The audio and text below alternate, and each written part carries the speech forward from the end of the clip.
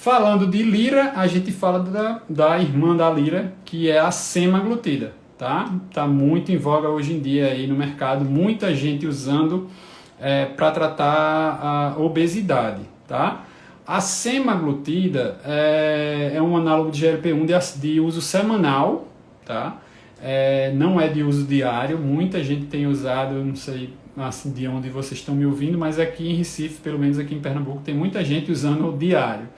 Tá? A explicação do uso diário é porque um primeiro estudo da semaglutida para a questão do peso, ela foi usada em comparação com a lira. Tá?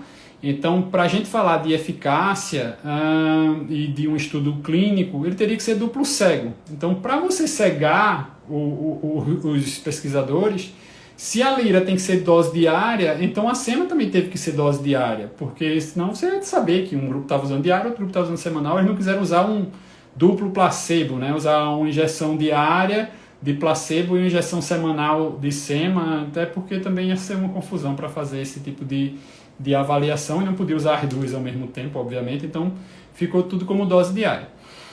No estudo de diabetes, a sema já tinha perdido mais peso do que a lira, tá? Então, se a gente comparar os estudos, por exemplo, o LEADER, que é o estudo da lira, com o SUSTAIN, que é o estudo da sema, a gente vai ver uma maior perda de peso com a semaglutida, tá? No estudo de obesidade, também foi superior a semaglutida em relação à liraglutida. Então, semaglutida 1 mg, que é a dose que a gente tem disponível hoje no Brasil. A gente tem canetas de 0,5, que aí faz a dose de 0,25 e 0,5. E tem a caneta de 1, que faz só a dose de 1, né? Desde que você respeite ali a dose de bula, a dose de uso, né? Tem aquela história de você calcular, fazer um ajuste ali para tentar usar a caneta de 1 com doses menores, mas a de 1 é para ser usado para 1 mg.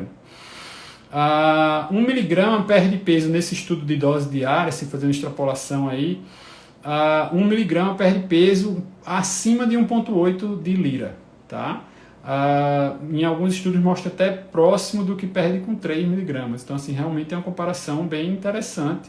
Você usar uma dose semanal e ter uma perda de peso equivalente a 3 mg, a dose cheia da liraglutida, que seria de uso diário, tá? A gente tem estudo de obesidade com a semaglutida, o STEP Trial. Ele usa 2,4 mg, tá? É uma dose que a gente ainda não tem disponível no Brasil. Você pode fazer uma adaptação, pode usar a caneta de 1 mg 2 vezes para fazer 2 mg. A gente também tem estudo com 2 mg, do SUSTAIN forte, que ele chegou a essa dose de 2 mg. E quando passa de 1 mg, a mesma história que a gente tinha comentado. Aumenta a perda de peso, não aumenta a queda da glicada, tá? Então, assim, o efeito realmente é no peso, tá? O estudo do 2,4 mg foi uma perda de peso absurda. A gente tem mais de 30% dos pacientes perdendo 20% do peso corporal. Então, a primeira vez que a gente viu num estudo randomizado com um medicamento chegar nesses níveis de perda de peso, tá? Então, realmente, a semaglutida gerou essa celeuma aí, essa expectativa toda, porque realmente a gente chega em níveis de perda de peso bem maiores do que a gente estava acostumado a conseguir com as doses habituais que a gente tinha por aqui. Nos Estados Unidos, essa dose de 2,4 já é aprovada para tratamento de obesidade. Aqui no Brasil está sendo submetida, provavelmente vai ser aprovada. Parece que a empresa talvez não esteja com tanta pressa para lançar aqui o 2,4, né? Não sei, vamos aguardar aí algum tempo para a gente ver a chegada dessa nova apresentação, mas a gente seria um off-label, quase on-label, porque em alguns lugares a gente já tem essa aprovação de usar semaglutida para tratar a obesidade, tá? Então é uma primeira droga off-label, seria uma droga que você não tem em bula a indicação. Falando um pouquinho de off-label, pessoal, off-label indica que você está usando uma medicação que na bula não está prescrito para essa finalidade, mas que tem estudos para tratar a obesidade, que você já tenha usado as drogas on-label e que não tenha conseguido resultado adequado, tá? Então você tem que deixar documentado que o paciente já tentou outras medicações, que ele já tentou os tratamentos on-label e que não teve uma boa resposta com os tratamentos on-label e por isso você está tentando um tratamento off-label, tá? Uma segunda medicação off-label muito usada é o topiramato, tá? O topiramato tem vários mecanismos de ação, o glutamatérgico, o GABAérgico, tem vários mecanismos aí diferentes. A gente não tem ainda muito bem qual é desses mecanismos que realmente vai ter efeito em relação à perda de peso. O topiramato é usado como anticonvulsivante, é usado para tratamento de enxaqueca. Como anticonvulsivante é usado em doses bem mais altas do que o que a gente habitualmente usa para tratar a obesidade, tá? Então, para tratar a obesidade, a gente usa doses menores. O comprimido começa em 25 mg, a gente usa até 100 mg, tá? Então, a gente usa doses menores com topiramato. Por que a gente usa topiramato? Porque a gente vai falar de topiramato. Nos Estados Unidos, existe uma combinação fentermina-topiramato, tá? A fentermina seria o inibidor de recaptação de noradrenalina, que a gente já teve no Brasil há muito tempo atrás, que não tem mais.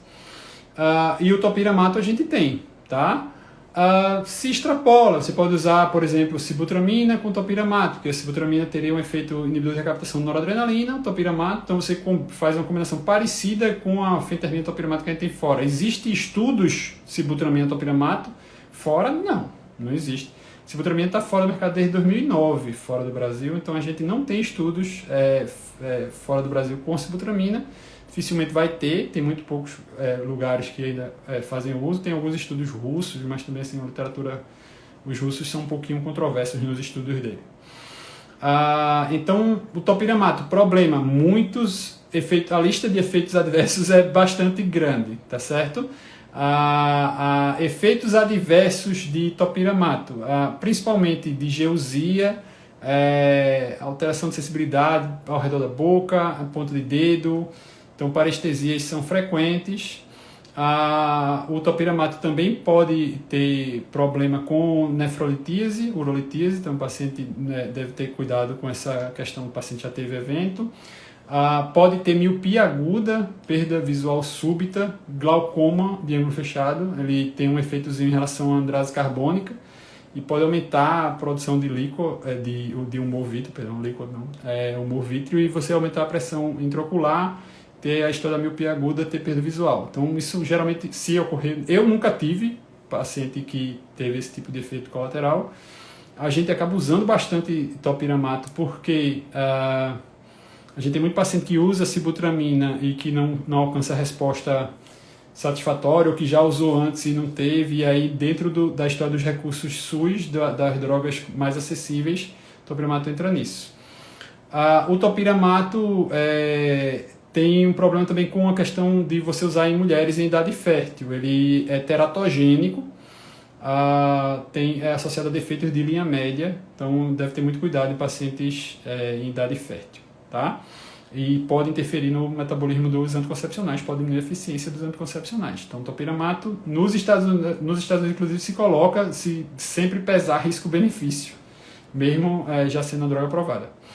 Fentermina topiramato tem uma eficiência muito boa, superior à liraglutida 3mg. Tá? Nos estudos clínicos de fentermina topiramato, chegando na dose 92 mg de topiramato, chegou-se a peso próximo de 9 quilos, passando um pouco de 9 quilos em cima do placebo. Então, numericamente, perde mais peso do que liraglutida. Tem um estudo muito interessante publicado no JAMA em 2016 que compara essas drogas disponíveis no mercado americano e coloca a fentermina topiramato como mais eficiente e com menos efeitos colaterais do que liraglutida 3mg, tá? Não tinha ainda SEMA 2.4 nessa época e aí não entrou na comparação, tá? Outros agentes off-label, os inibidores de recaptação de serotonina, fluoxetina, sertralina, o pessoal usa bastante. A eficiência é muito baixa, né? Assim, em geral tem-se uma perda de peso nos primeiros 3 meses, mas que depois recupera esse peso, mesmo que continue usando. A maioria dos pacientes tem esse comportamento. Qual paciente se beneficiaria? Paciente que tem história de depressão, com meio ansioso, padrão um pouco mais beliscador, um padrão relacionado à ansiedade, pode um pouquinho também de compulsão, binge. Tem alguns pacientes que perdem mais peso, alguns estudos mostram uma perda maior nesse perfil de paciente. Também aquelas síndromes de comer noturno, também está associado um pouquinho a maior perda de peso com o uso de inibidor da captação de serotonina, tá?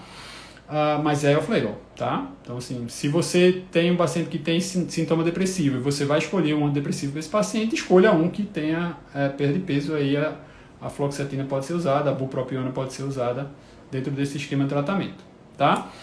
A lisdexanfetamina. A lisdexanfetamina tem aprovação no Brasil para tratar transtorno de compulsão alimentar periódica. O transtorno de compulsão alimentar, ele precisa de um diagnóstico específico. A gente precisa ter episódios de compulsão alimentar que se repetem, que o paciente come quantidades exageradas durante um período determinado de tempo, de uma, no máximo, às vezes 2 horas, que o paciente, na hora que está comendo, não tem controle sobre esse ato, mas quando ele termina de comer, ele sabe que comeu, ele tem sentimentos negativos em relação a ter comido, mas ele não tem padrão bulímico, ele não vomita, ele não faz nada compensatório em relação a essa alimentação.